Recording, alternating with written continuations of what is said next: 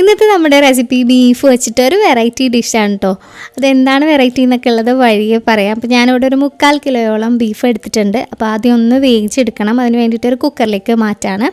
ഇനി ബീഫിൻ്റെ കൂടെ ഞാനിതിലേക്ക് 1.5 ടീസ്പൂൺ അളവിൽ ഇഞ്ചി വെളുത്തുള്ളി നന്നായിട്ട് ചതച്ചത്, പിന്നെ ഒരു 3 പച്ചമുളക്, പിന്നെ നമ്മളിതിലേക്ക് ഇടുന്നത് ഒരു 1/2 ടീസ്പൂൺ അളവിൽ മഞ്ഞൾപ്പൊടിയാണ്. ആവശ്യത്തിന് ഉപ്പും കൂടെ ചേർത്തിട്ട് നമുക്ക് ഈ ബീഫ് ഒന്ന് വേവിച്ചെടുക്കാം.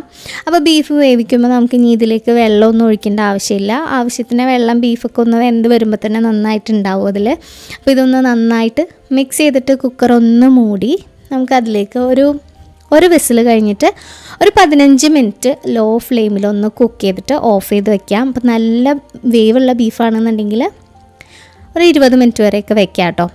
അപ്പോൾ എണ്ണയൊക്കെ ഒന്ന് വഴറ്റിയിട്ട് നമുക്ക് ആ ഗ്രേവിയൊക്കെ ഒന്ന് റെഡിയാക്കി എടുക്കാം. അതിന് വേണ്ടിയിട്ട് 3/4 കപ്പ് അളവിൽ ചെറിയുള്ളിയും അതുപോലെ തന്നെ 2 മീഡിയം സവാള ചെറുതായിട്ട് അരിഞ്ഞതും കൂടെ ഞാൻ ചേർത്തിട്ട് ഒന്ന് വഴറ്റിയെടുക്കുകയാണ്.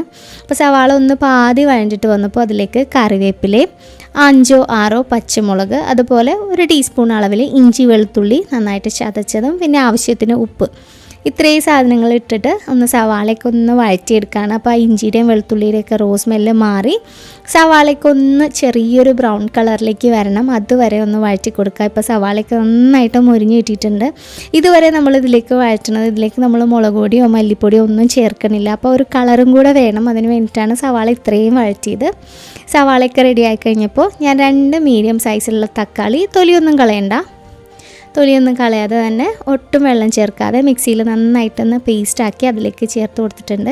ഇനി തക്കാളിയുടെ വെള്ളമൊക്കെ വറ്റി നന്നായിട്ട് വഴണ്ട് കിട്ടണം.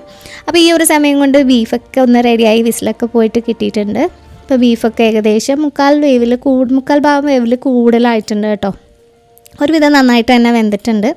ഇപ്പോൾ തക്കാളിയിലെ വെള്ളമൊക്കെ വറ്റി നന്നായിട്ട് എണ്ണയൊക്കെ തെളിഞ്ഞ് കിട്ടിയിട്ടുണ്ട്. ഇനി നമുക്കിതിലേക്ക് ഒരു 3/4 ടേബിൾ സ്പൂൺ അളവിൽ കുരുമുളക് പൊടിയാണ് ചേർക്കുന്നത്. അപ്പോൾ നമ്മളിതിലേക്ക് മുളക് പൊടി ചേർക്കണില്ല, കുരുമുളക് പൊടിയാണ് ചേർക്കുന്നത്. അപ്പോൾ ഓരോരുത്തരുടെ എരിവിനനുസരിച്ച് കുരുമുളക് പൊടിയുടെ അളവിൽ വ്യത്യാസം വരുത്താം. പിന്നെ നമുക്കൊരു 1/2 ടേബിൾ സ്പൂൺ അളവിൽ ഗരം മസാല ചേർത്ത് കൊടുക്കാം.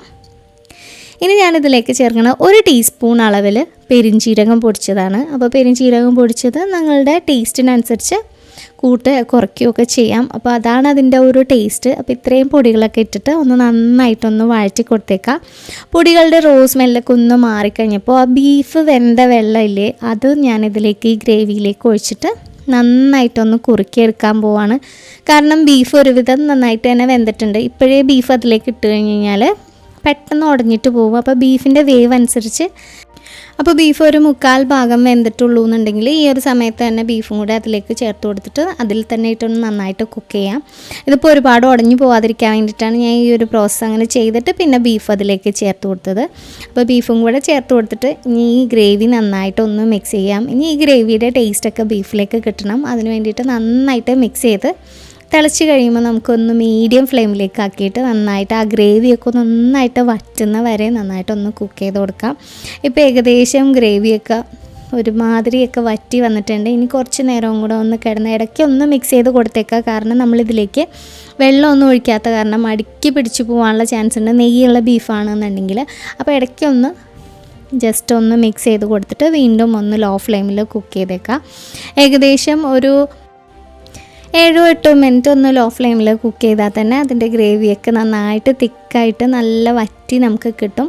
ഈ ഒരു സമയത്ത് കുറച്ചധികം തന്നെ കറിവേപ്പില ഇടുക. അപ്പോൾ അതിൻ്റെ ഒരു ഫ്ലേവറും പ്രത്യേക ഒരു ടേസ്റ്റ് തന്നെയാണല്ലേ. അപ്പോൾ ഈ ഒരു സമയത്ത് നമ്മുടെ ബീഫൊക്കെ നന്നായിട്ട് വരണ്ട് കിട്ടിയിട്ടുണ്ട്. നല്ലൊരു റോസ്റ്റ് പോലെയാണ് കിട്ടിയേക്കുന്നത്. അപ്പം മുളക് പൊടിയും മല്ലിപ്പൊടിയും ഒന്നും ഇട്ടിട്ടില്ലെങ്കിലും നല്ലൊരു കളറിലാണ് ഇവിടെ കിട്ടിയേക്കുന്നത്. അപ്പോൾ തീർച്ചയായിട്ടും ഈ റെസിപ്പി നിങ്ങൾക്ക് ഇഷ്ടമായിട്ടുണ്ടെങ്കിൽ വീഡിയോ ഒന്ന് ലൈക്ക് ചെയ്തേക്കുക. അതുപോലെ നിങ്ങളുടെ ഫ്രണ്ട്സിനും ഫാമിലി മെമ്പേഴ്സിനും ഒക്കെ ഒന്ന് ഷെയർ ചെയ്ത് കൊടുക്കുക. വീണ്ടും ഇതുപോലെ മറ്റൊരു വീഡിയോ ആയിട്ട് ഇനിയും കാണുന്നവരെ stay safe, take care, by.